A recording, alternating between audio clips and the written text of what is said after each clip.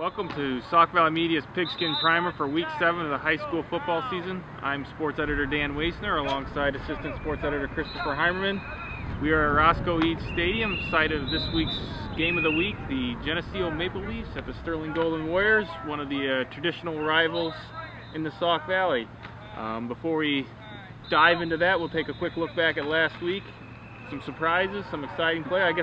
I think you have to start with Milledgeville winning their first game in 25 games. I said a couple weeks ago I thought they'd win one this year, and then they lost to Orangeville. I started to doubt myself a little bit, but Chris, they came out last week, played 4 full quarters, and got the W. Absolutely, and a wonderful job by Brian Weidman going to practice and capturing their story yesterday. And as was pointed out in that story, it's a program that has a lot of pride. And really, it was just a matter of time before they put 4 quarters together. A couple other games they were close, but it might sound cliche, but if you slack off in a quarter or two in a football game, even teams that are on your same level or below you are going to find a way to take you down. So absolutely props to the Milledgeville Missiles getting off the schneid. You look at the numbers they have coming up through the system, and they might look back as this almost like a silly moment, because I think they're going to have a few more wins in a couple years. Yep. And who knows, maybe the Missiles will make another trip back to the playoffs in 2013, 2014, somewhere in there. The other big game last week was the one you were at Bud Cole Field in Morrison. It delivered everything I think you expected going in. Oh, I absolutely loved it. It was my kind of football.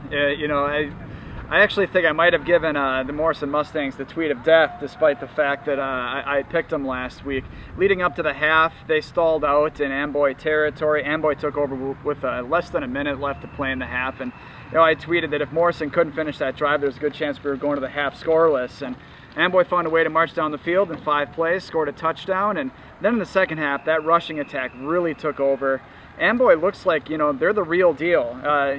Again, going back to Brian Weidman, he was very high on them coming into the season. We all knew that they were going to be good, but to go into Morrison and win, absolute statement game. And as for the Mustangs, I think they're going to be just fine. They go to Riverdale, which is always good for what ails you, and they're going to get healthier in a couple of areas.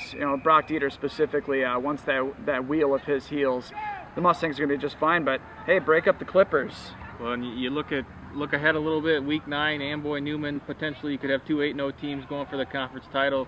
It doesn't get much better than that. Looking at this week, Christopher, you've got the Golden Warriors and the Maple Leafs, 2 kind of enigma of a teams so far this season. One week they'll look pretty good. Next week, there's some issues. What do you see happening Friday night? It doesn't bode well for your football team when your head coach, John Schlemmer, and your quarterback, Tanner Morse, say that the team really needs to find its A game. We look at the last couple of weeks, they have won, but they beat a team on a long losing streak last Friday. The week before that, they beat an LP team that's really obviously struggled with some very well documented woes in terms of their information being leaked. I think that's been a big distraction for them. This is a Sterling team that absolutely needs to come out and make a statement this Friday night, and nobody knows that better than you. A 2000 Sterling graduate, I know that you remember not just the game days and the games themselves, but the whole week leading up, the preparation that goes into these games. And maybe whereas in years past the teams were both smash-mouthed against each other, Sterling's going to need to put the ball in the air, be balanced to have a shot in this football game. But just, as I mentioned, the comments that were made on Friday night after that game of Sterling not having found its A game is concerning. I think Sterling is going to make this one interesting, but I got to go with the visitors, and I know it's going to make it an unpopular pick, but I'm taking Geneseo 28-21. I look at it, Sterling hasn't beat Geneseo 3 times in a row since the mid-90s. 94 and 95, they actually played 3 times. 94, they played in the regular season. Sterling won that game. They played a playoff game in 94. I think it was the second round game. I do remember actually going to that game. It was raining, it was cold, and if my memory serves, Sterling won. Geneseo scored a touchdown right at the end and went for 2, and Sterling stopped them, won 13-12. Next year they came back and they handed Geneseo another loss. Those were probably 2 of Sterling's top programs. You had Doug Densmore in that group. You had a couple other really solid players and potential teams that could have made a run to state and didn't quite get there. This year, Geneseo, it seems like if Sterling could score a couple touchdowns early, they'll be in good shape. That's what Ottawa did to them last week. They put up 21 points in the first 3 or 4 drives. made Geneseo play catch-up. Geneseo did get it back to 21-14 at one point, but then Ottawa scored a couple more touchdowns. But nobody else in the conference has Michael Hermosillo to kind of just hand the ball off to and let him run. Right. There's just not another player like that out there this year in the NIB 12. So I mean, Geneseo doesn't have to stop that guy. I do think it's hard for me to pick against the Warriors. I have a hard time seeing them win this game. I think it's probably 20-16, something like that. The Maple Leafs this week. Absolutely. A one-score game coming from both of us, and I hope it's a good game. Last Friday certainly delivered, and I see the same thing being the scenario this week. Prove me wrong, Sterling. I'd love to see the Warriors really get on a roll heading into the playoffs and keep that great tradition alive. I just think they're going to be tested on Friday night. We do have a scheduling issue with our camera guru, Angel Sierra, this week. He will not be able to shoot the game, so there will not be game footage the next morning as we had the other weeks, but you'll just have to read Chris's story twice. I'm sure it'll be worth that. But we'll send it back to the office now, where the other guys will talk about a couple of the other games this week. We'll see you out there. This is Ty Reynolds, sports reporter at Sauk Valley Media, here to talk about this Friday night's game between Dixon and Ottawa, down at King Field in Ottawa. Ottawa comes in 6-0. They have outscored their opponents 224-46, and they've done it mostly on the legs of senior Michael Hermosillo, who will be going to play at Illinois next year. In 103 carries in 6 games, he has rushed for 1,189 yards and 18 touchdowns. That's 11.5 yards per carry. Their quarterback has thrown for 217 and 3 touchdowns without an interception, but again, it's all about Hermosillo. Dixon has been outscored 287-95 this year. They do it mostly through the air. J.D. Geeson has thrown for 972 yards and 7 touchdowns. He's run for a pair of scores, and he's also thrown 14 interceptions. The key for Dixon will be defensively to try and contain Hermosillo. They have given up at least 42 points in their last 5 games. They have not scored more than 21 points in a game yet this year. I think if defensively the Dukes can get a few stops early on and get some confidence, I think they'll have a really good chance. But Hermosillo has not only good athleticism himself, but he's got some great blockers up front, and I think that'll make all the difference. I think the final Friday night in Ottawa will be Ottawa 42, Dixon 14. Hey everybody, this is Sauk Valley Media sports reporter Larry Brennan, taking a look at the Rock Falls at Mendota Friday night football contest, 7 o'clock ball game. Both teams coming in 1-5, struggling a bit this season.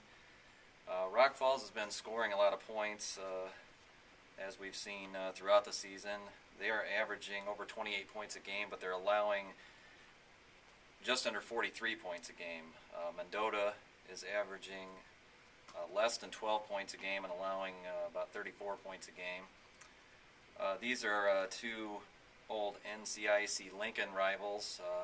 In the last meeting between the two, Mendota won 19-7 in 2010, and they have 4 straight wins in the series. Last Rock Falls win being in 2006.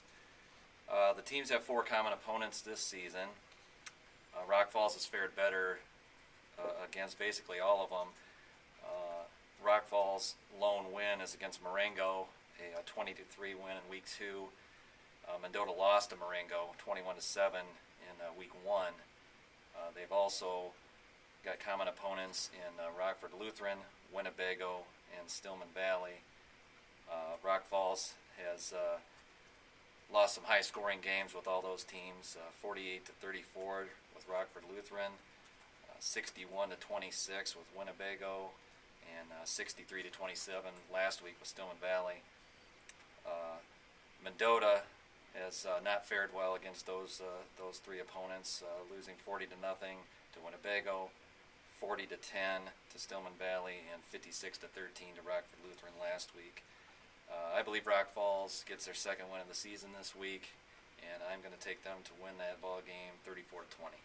Hey, this is Brian Weidman. I'm a sports reporter for Sauk Valley Media, and I'm here to talk about the Peru St. Bede at Amboy football game on Friday night at the Harbor in Amboy.